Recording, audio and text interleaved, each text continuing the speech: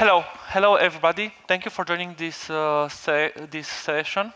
So in the next 35 minutes, I will share with you my past experience and the way how I see that serverless and microservices will evolve from a technology point of view, from the way how we are doing computation for our day-to-day projects and things like that. So before starting, I have a quote. The key thing to note is that legacy systems are only legacy because they've been successful enough to last so long. And why this is important? How many of you work in the past or are still working with systems that you are calling legacy? A few, more than a half. And why this is important? Because now we are working with microservices, maybe with serverless architecture and so on. What I would like for you and for the project where you are involved with this kind of architecture approach would be in a 5 or 7 years time, some young people around 25 years old to call your application legacy and to hate them. And why? Because this means that your system that you develop now had success to last long enough to become legacy. Of course, in 5 years' time, we'll have different ways of resolving a business problem. Maybe we'll be more serverless and less microservice and things like that. But still, if we'll be able now to develop a microservice of a serverless architecture that lasts for 5, 7, 10 years, it means that we, as architects, as developers, as testers, we've done our job very, very well and we had success. My name is Radu Vunvulea. I'm working inside Endava. I'm with my head full inside cloud, especially on AWS and on Microsoft Azure, a little bit of GCP. I'm Microsoft Azure MVP. I'm certified as AWS architect. And most of my time, I'm providing support consultancy for the cloud projects. I'm from Transylvania, Romania. Basically, I'm living in the heart of Transylvania, a city called Cluj. And my first cloud project were in production in 2011, and my first microservice solution was running in production in 2014. So this is my background related to this. And at this moment in time, I have 4 different projects for different customers that are running serverless architecture or serverless and microservices. So this is my current context for this presentation. Let's take into account that 94% of companies are on the cloud at this moment in time, not fully, 1 or 2 services, but this is their first step. Cloud data center will process 94% of workloads in 2 years' time. That's a lot. And at the same time, 89% of companies are using software as a service. Not fully, just a small piece for now. Even so, in 2019, the software as a service will reach almost $90 billion as a business. That's huge. Think about that. The cloud business for this year estimation, if I'm not wrong, it's around 120 or 130 billions.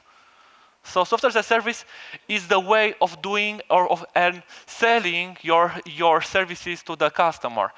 And the tricky part is that 70% of the cloud workloads and compute instances will be running software as a service and will be served as software as a service in these 2 years' time. Crazy, right? Now, what are the solutions that we have available now on the market to be able to build this kind of systems? Of course, we have our containers, and we have our serverless. A little bit similar with microservices and the container concept, but very, very different, streaming data, processing more and more loads, and so on. And these two goes hand in hand. We have our containers, we have our serverless, our functions, and now the biggest problem is the following. When you start a project, you need to decide, should the project run fully on microservices? Should the project should run on top of microservices, or should be a mix? If it is a mix, Do I have the right competencies? Do I know how I define a blueprint to be able to build such a system? And the biggest problem is that with the containers and microservices, we already have very good best practices, blueprints, past experience, and it's easy to find people with these kind of skills. For serverless, we are just at the beginning. Most of the best practices and resources that we found on the market, most of them have some background from the reality, but are just an assumption or the way how different people are seeing different approaches and so on. But still, that system didn't evolve as legacy for now. So my mission for today is to take a simple example, an e-commerce application in the second part of the presentation, and tackle some small business use cases and see exactly if we should use microservices, should we use serverless, and what are the pros and cons for each of that. Before that, we'll just take a very short high-level overview about the most important characteristic of each technical approach and the things that we need to take into account. And in the last, there will be something like the flavors that might affect us in the moment when we start to combine these two different approaches. So, how many of you used microservices until now in production or in POC or anything like that? Okay, almost all of us. Basically, microservices are a collection of services, nothing more than that. We are defining some services, we are pushing them inside the cluster, inside the Kubernetes cluster, and they are running. What is important to remember about them during this talk is two things. One, they are deployed all the time independently, or they should be independently, but it's not all the time so easy to do that. And the second is that loosely coupled. And why?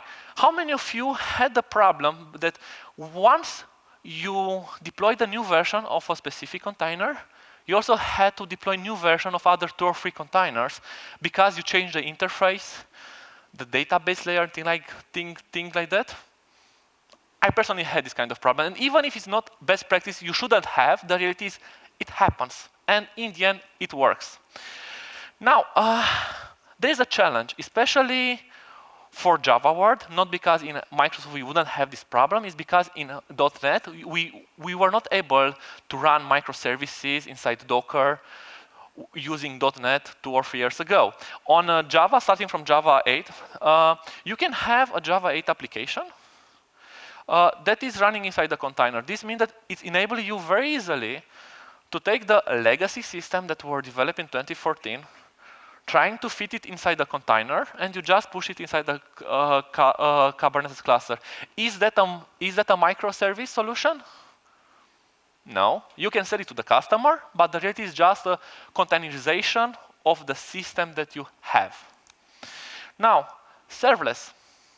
What is the shortest definition that I found? It's focusing on the functionality and loss on the infrastructure. It's something like the DevOps trend that now, for example, developers don't care about anymore about the pipelines, about the CI/CD and things like that. They say, okay, I have a DevOps for that. It's something like with the serverless, and it's pretty funny, is, well, I'm just writing the code, I'm just pushing it as a serverless, as a function, as a Lambda, and everything else will be managed out of the box. The two things that we need to remember for the next 30 minutes is that they are event triggered, and the second thing is they are ephemeral. What does this mean? In theory, they shouldn't have a state. They should be stateless. This is in theory, because we'll see later on that the providers of serverless functionality help us to have stateful inside serverless to make our life easier.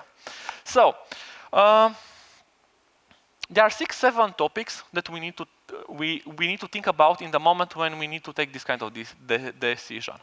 First part is the pricing.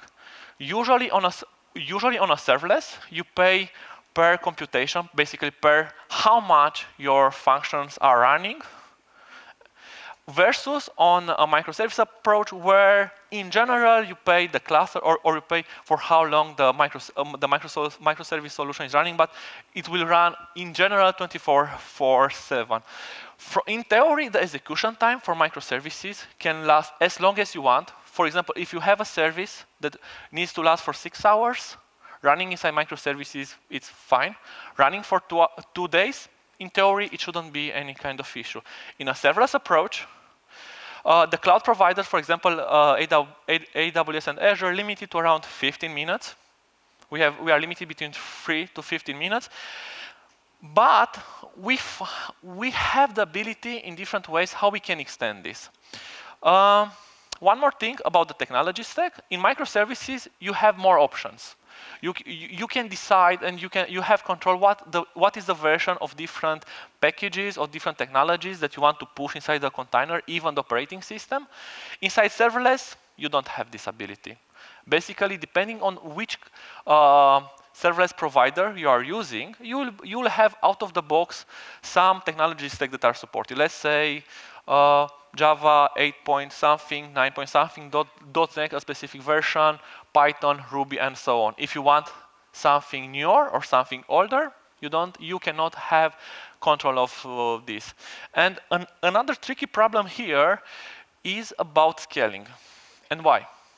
In microservices, the container themselves, they can scale the number of instances of each container. They can scale very easily, as long as the cluster where you are running your solution is big enough to be able to host all the instances. In a serverless, in a cloud environment, you don't have these kind of limitations, because the provider can very easily run your function in 2 or 3 different pools where they have this kind of ability without for you even knowing about this. Now, what we have now on the screen is the main differences, the main pain points for each approach. On the microservice approach, you need to take into account the operating system. How many of you done an update to the operating system that you are using for a specific container? Maybe a security patch, an update of a specific package, and so on. This is in general very, very common. You need to think about the deployment mechanism. Sometimes, if you don't use a managed cluster, you need to think about infrastructure and so on. Versus in the serverless, you don't need to think about all of this too much. But at the same time, if you use some legacy solution, for example, I don't know, a part of you are pretty young.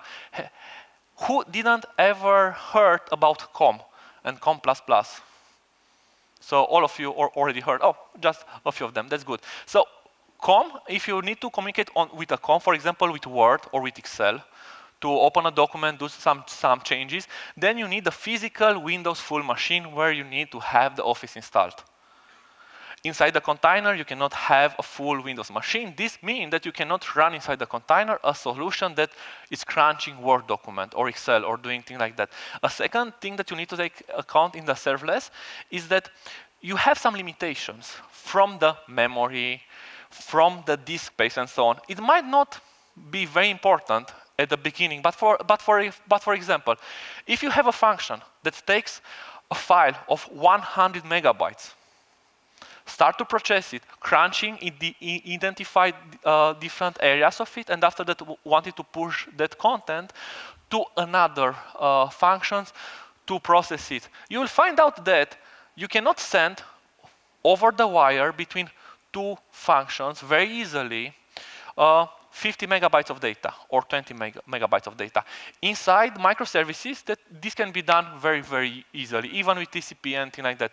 In a serverless approach, you have some limitation. You will realize, oh, damn, I need to split it, or I need to store it somewhere and just share the locations. Now, taking this into account, it's very easily, and we can end up pretty nice on an architecture approach where we have the both of them. We have serverless and microservices in the same solution. Now, from a team point perspective and from the skills perspective, it's a little bit a challenge, because it's not very easily to find people that knows very well both approaches, being able to manage them, and also beside this, think about the DevOps. And this is the best example. If you go fully with a serverless or a microservices, managing automation, pipeline, deployment, and things like that needs to be prepared and done only for microservices. If you go fully on serverless, you have only for serverless. If you go with both of them, you will need to manage, you'll need to have the automation and all the layers for both of them. This means a little bit more work for DevOps. Another challenge, but this is another discussion, how you can do it for developers to not be aware too much about the location where their code is running. So as much as agnostic, if their code will run inside serverless or inside microservices, as much as possible, not fully, because there are some things that we need to take into consideration. What is today? Today is Black Friday. Do you have here in Bulgaria Black Friday? I went shopping in the mall today. So yes, I know that you have. So what I'm proposing, let's take a look on let's take a look on e-commerce application that is selling toys, beers, small beers with different things and things like that. So when you are thinking about an e-commerce application, what are the things that we need to remember? We need to take into account the e-commerce framework, for example, the product management, the payment, the orders, the catalog, the way how we manage taxes, and so on. After that, the CRM. Usually, we have an integration with a CRM that is awful, but we need to deal with it. We have the CMS system that is offering the search, the integration, the content migration, and so on. On top of that, we have the user experience that can be part of our e-commerce solution, can be outside, but still we need to manage it. We need to handle that, where we have the SEO, the promotion, personalization, and other things like that. And here, what is important for the customer is that, especially for e-commerce, any kind of quality attributes issues that you might have would affect automatically the number of customers and the revenue that the company has. And the best example here, I can give you in this morning. I had another example, but this morning I had an issue with EMAG. I know that you also have EMAG here. And guess what? Their website worked very well. They opened around 7 or 7:30 or 8. I don't know. My wife wrote to me to check their website because she put something on the cart. It was fine. Everything was very smooth. Guess what? They're using, I don't know if I should call the company name. Who cares? PayU for the payment. PayU was down. So I was able to put things on the cart. I was able to put my order. But when I want to do the payment using the credit card that I already registered inside EMAG to be very, very fast to not lose the opportunities, I had a 404 error or 400. Funny, right? So a third party failed. But for them, I'm pretty sure that they had a hit from the revenue. Because at this moment, what you are doing, you go on another website, same price, or one level more, I don't care, I will do the order. And what other thing I've done, I just wrote to some of my friends, guys, if you want to pay, or wait a minute, or try to look on another websites. Their issue was that the issue was only from their mobile application. If you would go on the web app, everything was fine. But still, they lose money, they lose customers, and that wasn't a very not nice experience. There are a lot of quality attributes. I usually, when I'm doing quality assessment for a customer, we have here 9. For me, I recommend to have 3, maximum 5 for big systems. More than 5 is almost impossible to manage them. We have, for example, throughput, response time. For example, for e-commerce application, if the response time is 10 seconds, do you will wait the page to load? Or you will go on another website. I'm pretty sure that you will go to another website, even if the price is very good, because after 2 or 3 minutes, you will say, okay, damn it. So, something is not okay. Now, let's start with the most simple use case. I'm a customer, and I want to see the product catalog. Basically, I have a storage where I'm storing all the products, and the customer needs to access these products. From the computation point of view and from the complexity, that action is very, very simple. You just fetch some data, maybe executing a query, something like that, and nothing more than that. It's one-time execution, should be, let's say, maximum half a second, because also you have the latency and other things on top of that. So the best solution that you could go with would be a serverless. You could have a Lambda, you could have an Azure function that basically go directly to the product store, fetch the data, and push to the client.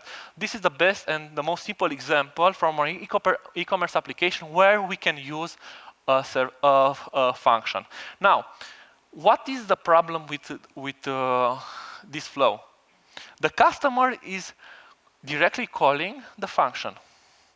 And for example, if we deploy a new version, if we need to move from one location to another, from one AZ, availability zone, to another AZ, we will have a change name. So the path, the HTTP path to the function will change. This means that we need all the time in the moment when we are using a serverless approach, a function, to have on top of that an API gateway.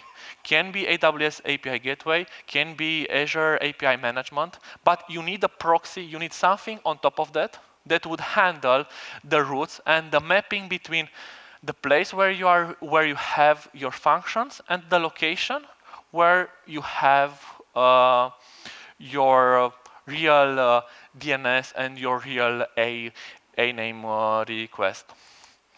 Next step is about managing the products. Now, initially when I started to work on using e-commerce application, I used to work with AP Server for a few years. I thought in the first weeks, only 1 or 2 weeks, that usually everything is managed inside the AP server. And no, you are not. Usually in an e-commerce, you just have the store. The rest of them, for big customer, is managed by other system. For example, for warehouse, we could have Zebra Warehouse. That is a very powerful warehouse solution, well integrated with data warehouses, the physical data warehouses, and things like that. And you need a mechanism to import the products, to update the product catalogs, to have a new version of the products, and so on. These kind of actions are long execution times. In general, is executing only 1 time per day, maybe during the night or during a specific Windows time. For half an hour, you start to do this kind of synchronization, and it is the best way where you can have an ETL or you can have a microservice that is doing this kind of import. Now, you see here 2 lines. One line that go directly to the product store, the second one going to the product catalog services. In theory, taking into account the best practices on microservices, we should communicate with the catalog service, and from there, it should store the product inside the store. Now, this would create a little bit of latency. And what I've seen is that teams, and based on the performance, in general, people prefer to discuss direct to the store. Even if it is in an anti-pattern, it is the fastest way how you can do this kind of synchronization without losing time, having extra complexity, and keeping at least in each service some specific scope and not mixing them. Now, the third thing that I would like to talk about is about the cart. And why? 10 years ago, cart, it was something very easily to implement because it was session-based, not user-based. But now, for example, you are at work, you are looking for some products, you are putting them inside the cart, you are in the metro, you are still looking for some other products, finding something that you like, maybe changing the color. And after that, you just write on WhatsApp to your friend, to your husband, to your wife, check the things that I put it on the cart. And after that, if you like them, please make the order. What does this mean? That the system that you have, or in the cart solution that you have, needs to be able to keep the cart in the background, taking into account the user information, not from the computer or the device that is accessing this. So this means that we need to store that somewhere in the back, in a cache, in a store, is not very important. Accessing the cart it's very similar to the product catalog service. It's just a very short execution time, a very short and simple action. You just making the call to the store and giving and coming back. So this works very, very simple using a function, a lambda, or something like that, and nothing more than that. Now, things are becoming a little bit more complex because in the product store, you don't have the inventory. You only have the product, the description, different version of the product, and so on. And now the tricky part with the inventory is that, I don't know for you, but how often you put something on the card, and in the moment when you wanted to do the payment, to use your card, to have a pop-up that will say, sorry, we don't have any more that product available. For me, happen a little bit too often, I would say. And why? Because even if the inventory is checked at the beginning, during your time when you're looking for other stuff, not all the e-commerce application will automatically reserve for a specific time your products. For example, Vivre, I don't know if you have here in Bulgaria, Vivre is an e-commerce website for something like Zara Home, okay? They do a reservation once you put it in the cart for, I think, 1 hour or half an hour, something like that. They are doing reservation, but the other websites are not doing this. And now, what you need to have the ability, you need to have the ability to check all the time the inventory, to know how many things you have. So you might go with an approach where you have the function and you have a cache. Things should be pretty okay, right? The tricky part is coming now, is that there are two things. Here is that if you have multiple merchants, then it's a B2B and B2C relationship, because many times you don't know from which merchant from the platform you are buying, and you don't care. And the second thing is that I propose to use a cache. How a cache is working? It's very good in the moment when you do a lot of reads operation and not so much write operation. If you have one-to-one because you're updating the inventory, because somebody booked something like that, the cache solution, you will see that will start to be slowly and slowly. So you will have a hit on speed and automatic on latency. And for e-commerce application, this is very, very important. So a better solution that could be, it's not the best one, but something related to our topic, might be a service inside our Kubernetes cluster that use internal cache. And what is nice with this internal cache is that in serverless, you have a limitation about how memory you can consume, 128 or 256 megabytes. In a microservice approach, you don't have this kind of limit. If you have a container an instance of container that needs to use 1 giga or 5 giga of memory, that's perfect, it's fine. You need only the nodes that have enough space for this kind of thing. So you can play around, or even have an internal cache like Redis cache hosted inside your cluster. Now, what else? We have the order service, we have the payment service that are just checking, making the order, making the payment. They're very, very short living. And after that, you have the fulfillment service, where you have different states of the order. Somebody needs to check the payment was done.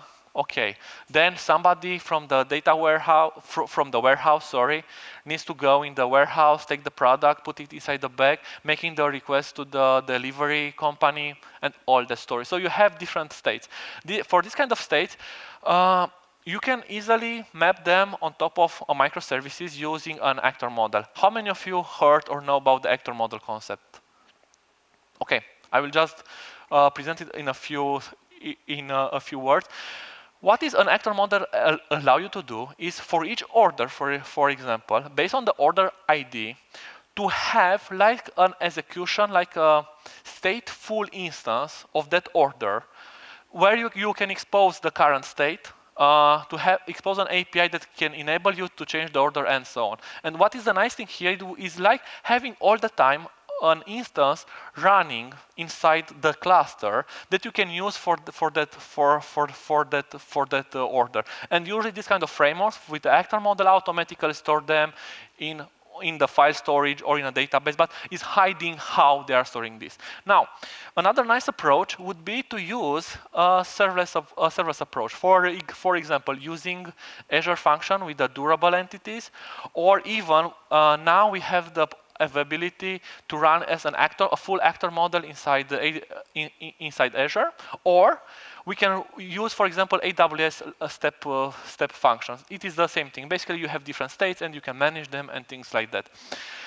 Here we are on the gray area, because if you take a look on the definition of a serverless, it should be serverless should be stateless, so shouldn't have any kind of state. But still, because of our business requirement, because we need these kind of things, what happened?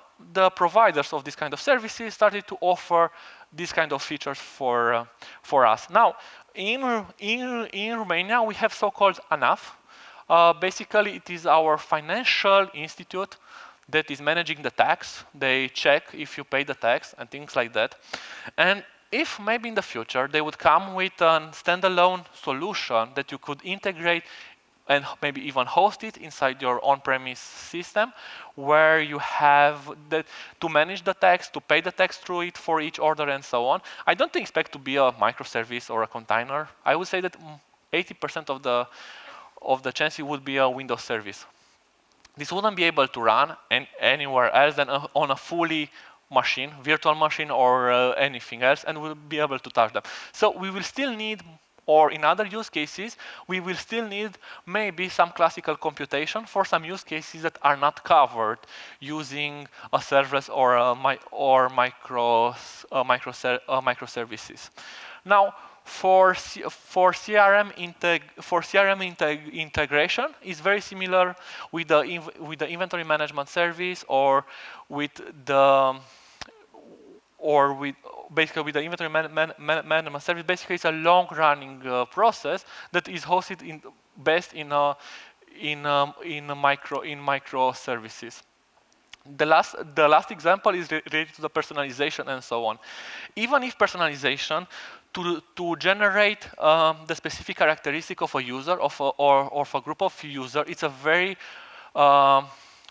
consuming process. Once you have that, it's just basically put the user in a specific group or with specific characteristics, and you already store them. So this means that you could serve this kind of information using an actor model approach on top of serverless function. Now, if we look at as an X-ray on all the things that we used, you will see that it's a combination between serverless and microservices and one VM because of our tax and financial institute. But around 70% is serverless, and a few of them are microservices, but are in the gray area. You could handle them in different ways. We just wanted the approach using a microservices, and we will see why this is very important. So we are now in the Power Flower era. Eureka, this means that we can use both of them, we can have fun, but even so, we have some flavor. There are some things that we need to take into account, some things that might be an anti-pattern, but still we might think going forward with this kind of approach. The first thing is the stateful workflows. Now, by the book, serverless shouldn't be a stateful, should be all the time stateless. Inside microservices, for example, if you used or if you will use Kubernetes, Argo is a very nice package that will enable you to have a stateful instance, basically to play with actor model and with the states inside a Kubernetes cluster. Inside serverless, because companies, because technical people require that, each provider came up with different solutions. Kubernetes has his own cabal for this. On AWS, we have something similar using Azure Step Function. Inside Azure, we have Azure Function with durable function or with an actor model that was announced last week, if I'm not wrong. But these one are in the gray area because you have a stateful approach in the serverless, and you need to be very, very careful with that to be sure that, especially from the cost point of view, the price will not go up too much, and especially when you want to scale, because implementing an actor model inside, let's say, inside AWS Lambda for having 100 different actors, it's easy. But when you have 100,000 actors, things will not go so easily as you think. And also you will have a dependency. You will have a dependency to the storage layer where the state is stored. Can be an S3, can be an Azure storage, can be Cosmos DB or a document DB, can be anything, but you will have a dependency. And trust me, in the moment when you do an update or you need to migrate from one environment to another, because of this dependency, you will have big headaches. The second thing is execution times. Initially, serverless should be very, very short-living actions. This is in theory. In practice, for example, in AWS, we have a 15 minutes limitation that personally I think that is already too much. And for me, it's a smell. Should we use serverless or should we use something else? And Microsoft, guess what they've done? If you go in a premium and on dedicated tier for Azure functions, you can run your function as long as you want. But if you analyze the way how that function is running, you'll realize it's just an implementation of a microservices that is hosted not inside the container, but is hosted inside Azure function. From how you implement, how you use it, it's more microservices just hosted inside a serverless environment. Now, call start. Inside microservices, inside Kubernetes, you don't have call start. It's around 50 milliseconds, 30 milliseconds. So call start doesn't exist. Inside a serverless approach, you have this kind of call start. It can be 1 second, can be 2 seconds. Some people complain about it, but the reality is, if you have a function that goes from hot to a cold state, because nobody used it for 1 day, the first call, it is acceptable, I would say, to last for 1 second or half second. It's personally acceptable. But again, what Microsoft came up with, well, if you go with a premium tier that is more expensive, we can simulate some calls to your function to keep your function alive. It is an anti-pattern, but because the technical people and customer require this, they offer it. Another interesting topic, is about API gateways. And inside microservices, you can have the API gateway inside your cluster, for example, using Nginx or anything else. If you go on the serverless approach, you don't have this. So you will need to use an API management or an API gateway. If you go on a hybrid approach, you need something more. You need a proxy on top of them that will route the traffic to serverless or to the microservice implementation. Now, from the communication point of view, it is the same story. On a microservice, you can use the internal ones. For serverless, you will need to find something that is managed, software as a service or something like that, or to host it something by yourself inside a VM, inside a container, or anywhere else. How the future might look like, from my point of view. Now, we have possibility to have a microservices and serverless in a hybrid approach. We have the emit, we have the request. Why both of them? As I said at the beginning, serverless is on event-based, so we have the emit, as it's called. We can have requests for microservices. We have the proxy, basically the API gateway, that redirect the traffic. The microservice and serverless can communicate and need to communicate between each other, and it's very important for this. If you're using Azure functions, you can already run them inside the Kubernetes cluster that is running on-prem. So it's open source, the hosting and the environment. And this is done using KEDA. KEDA is an open source automatically scaling solution that is based on the event. Basically, based on how many events are coming, he can trigger inside Kubernetes scaling up or down a specific container and the number of instances. The near future might change because more and more functionality from microservices is supported inside serverless. This enables us to use less microservices and more serverless.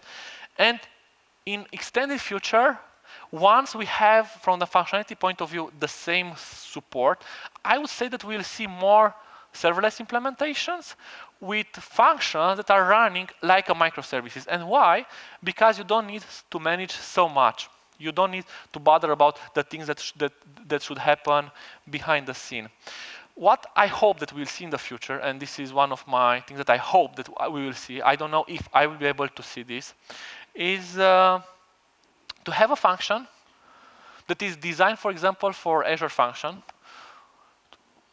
On-premise, I can already do this, but also to take that function and push it inside AWS Lambda without doing any kind of changes, and to run seamless or other way around. Basically, as a developers, to don't care, to be fully agnostic of the location where our code is running. That I would call that would be the full mobility.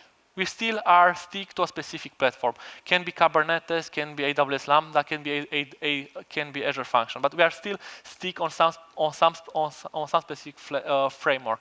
Now, until then, until we will reach that Eureka thing, we need to take into account and to understand that how we can connect multiple functions and how we can communicate between each other, because they can be very chatty, and internally, like in microservices, the networking and the communication layer can have a high pressure on that. The second thing, how we would manage teams. How we can split the teams based on the functionality that they implement, and also what is the internal middleware that we should use when we have speed versus performance from the communication point of view. Now, to wrap up and to sum up, this is some question that I try to respond or to find an answer when I'm discussing with customers related to this type of topics. I will just tackle only one: data consistency. Should be strong or eventual consistency, because this, especially in a serverless approach, can hit you. And if you go with a strong data consistency, that is one-to-one in all the replicas, it is very, very hard to implement this. If you want to check the slides, they're already published on SlideShare and on my blog spot in half an hour or in one hour. Thank you for listening me. If you have any kind of questions, please hit me now, or in the next 20 minutes I will be around here. Thank you very much.